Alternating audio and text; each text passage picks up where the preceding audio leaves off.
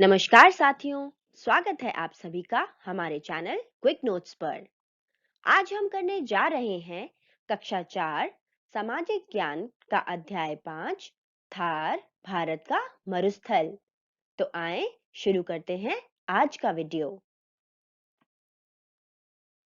थार भारत का मरुस्थल। सबसे पहले मानचित्र में थार मरुस्थल की स्थिति देखें। भारत के उत्तर पश्चिमी भाग में थार मरुस्थल है। यह मुख्य रूप से राजस्थान राज्य में अरावली की पहाड़ियों के पश्चिम में स्थित है। यहाँ पूरे साल बहुत कम वर्षा होती है, 25 सेंटीमीटर से भी कम। कभी-कभी बिल्कुल वर्षा नहीं होती है।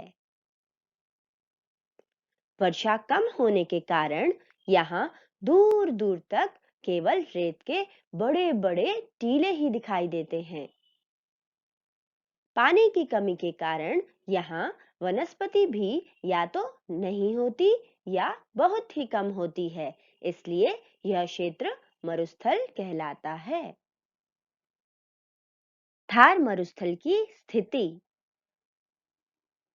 मरुस्थल का अधिकतर भाग राजस्थान राज्य में स्थित है। अरावली पर्वत मानसून पवनों के समानांतर दिशा में है, इस कारण वर्षा करने में मदद नहीं कर पाता है। वर्षा की कमी के कारण यहाँ मरुस्थल बन गया है। चलिए जानते हैं थार मरुस्थल की जलवायु के बारे में। वर्षा की कमी व रेत होने के कारण यहाँ की जलवायु में बहुत विभिन्नता देखी जाती है।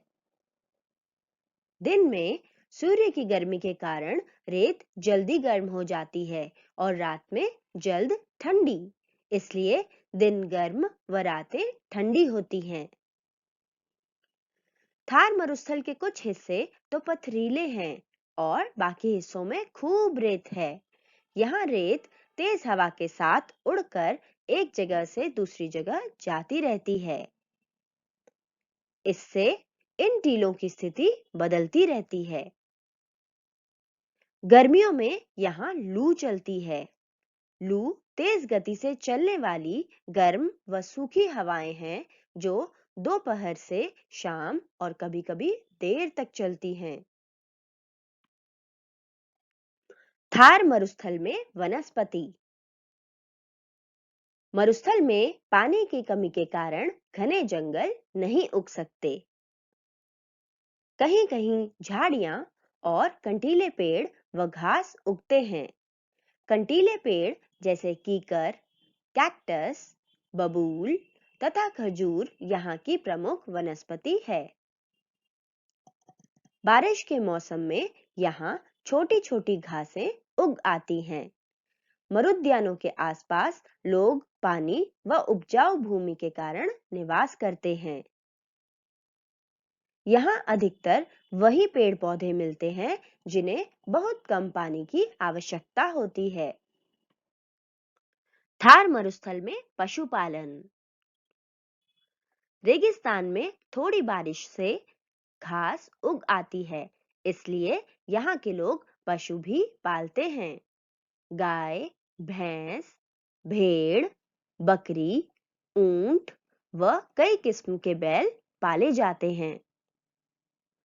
ऊंट यहाँ का मुख्य पशु है, क्योंकि ऊंट रेत के मैदान में दूसरे जानवरों की तुलना में आसानी से चल सकता है।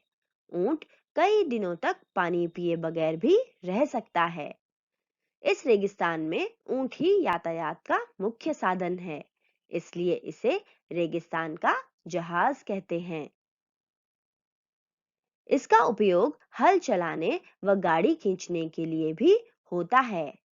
ऊंट की ऊन से रंग बिरंगे पट्टू, कंबल बनाए जाते हैं। ऊंटनी का दूध पिया जाता है। थार मरुस्थल की प्रमुख फसलें। थार मरुस्थल में बारिश के मौसम में खेती की जाती है, इसलिए अधिकतर फसलें जून जुलाई के महीने में बोई जाती हैं और सितंबर अक्टूबर में काटी जाती हैं। जिसमें बाजरा, ज्वार, मक्का, मूंगफली, मोठ की दाल व तिल आदि मुख्य हैं। कम पानी में ये फसलें आसानी से उग जाती हैं। राजस्थानी खाने में बाजरे का मुख्य स्थान है। यहाँ की दाल बाटी, बाजरे की रोटी व खिचड़ी बहुत प्रसिद्ध है। पेड़ों व झाड़ियों में लगने वाले फलों को सुखाकर साल भर खाया जाता है।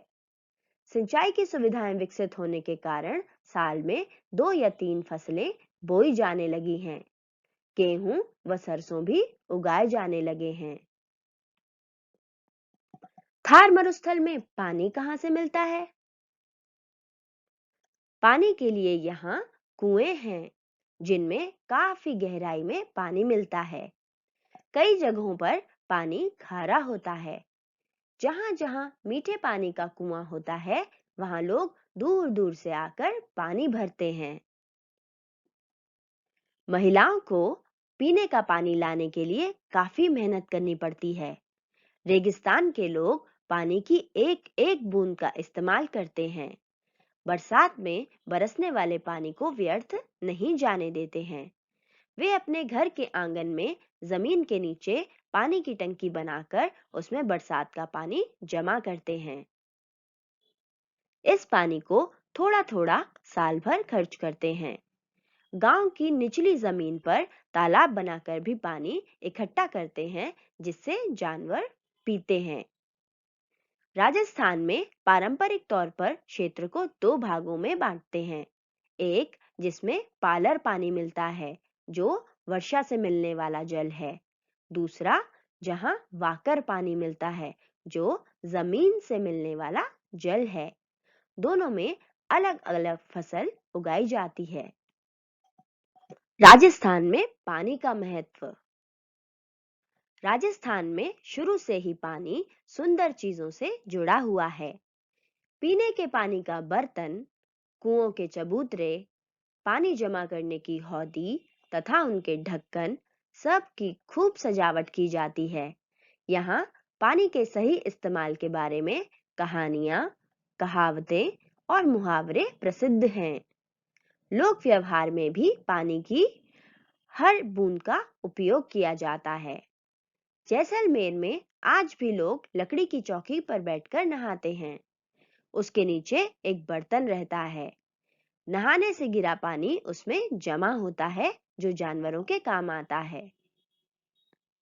1980 के दशक में राजस्थान नहर बनने से यहाँ के लोगों को पीने व सिंचाई के लिए जल आसानी से मिलने लगा है।